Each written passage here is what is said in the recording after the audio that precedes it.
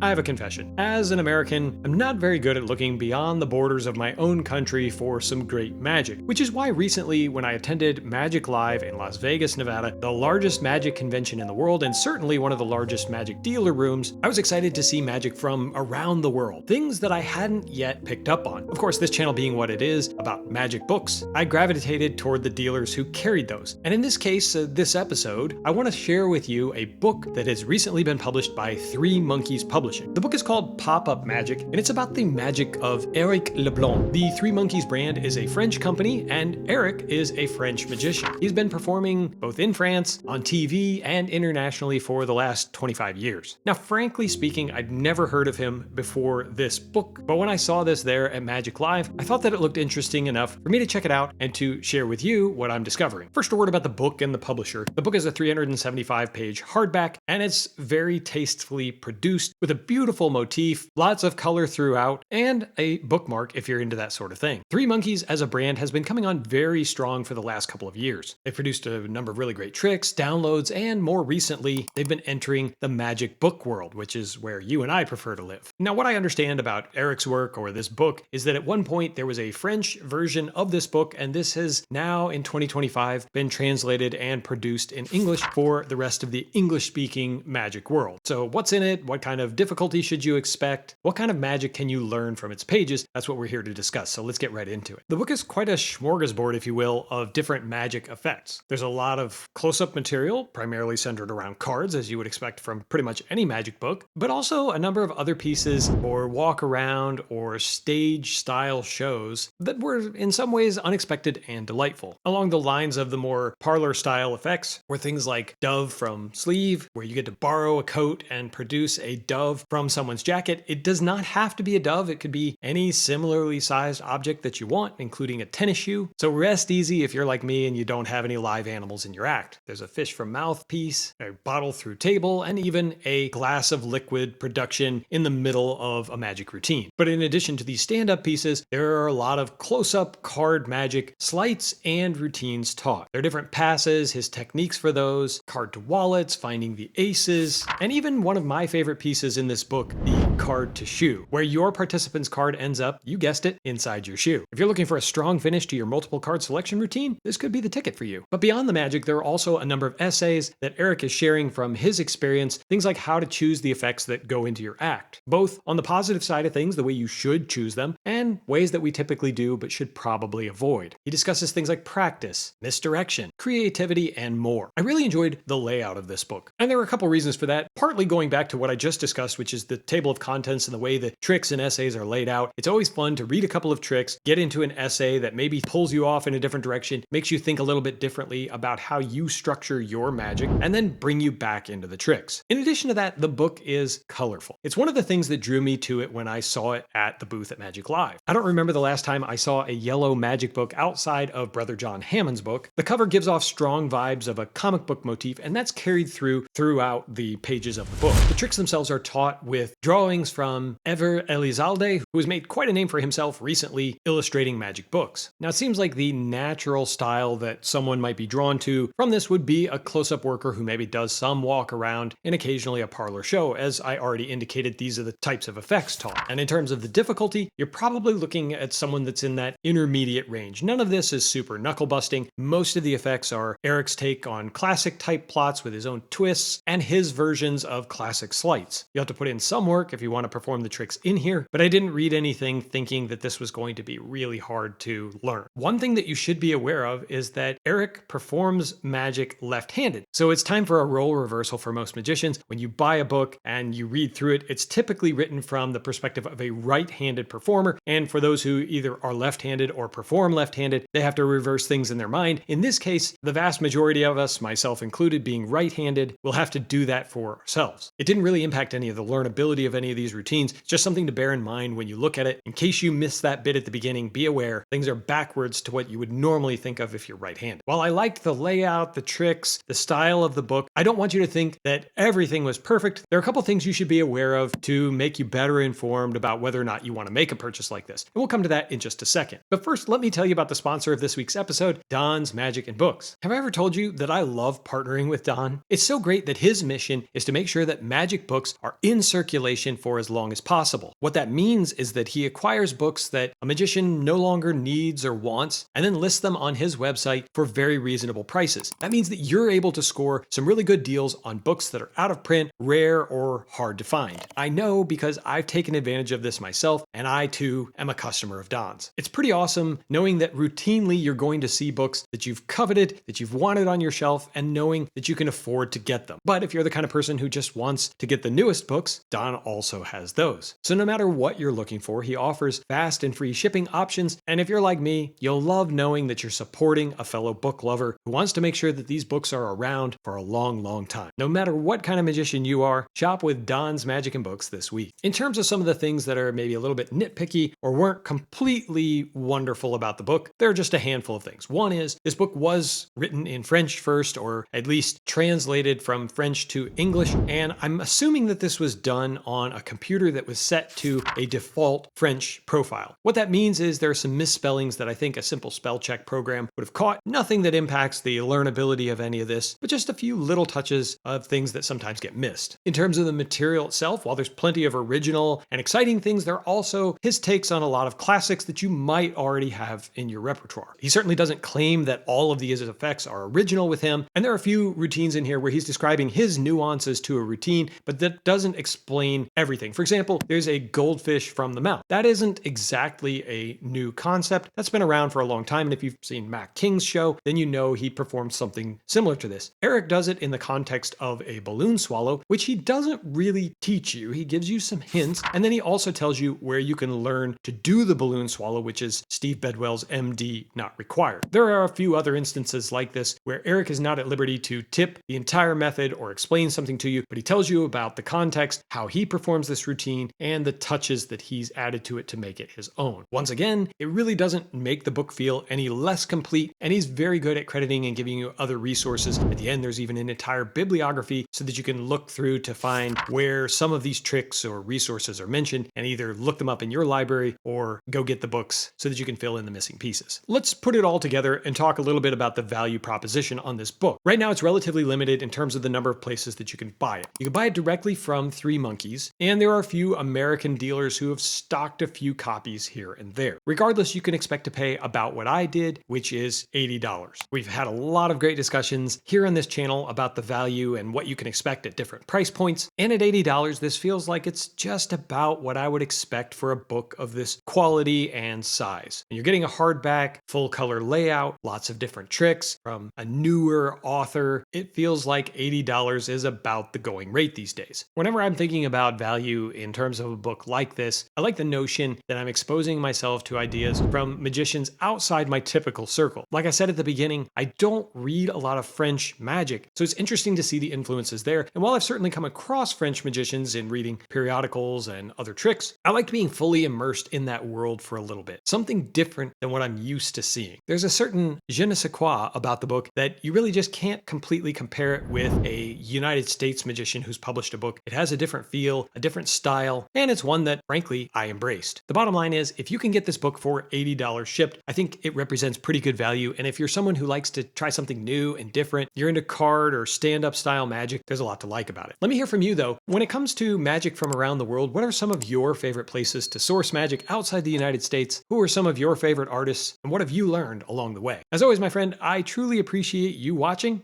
And until next time, keep reading.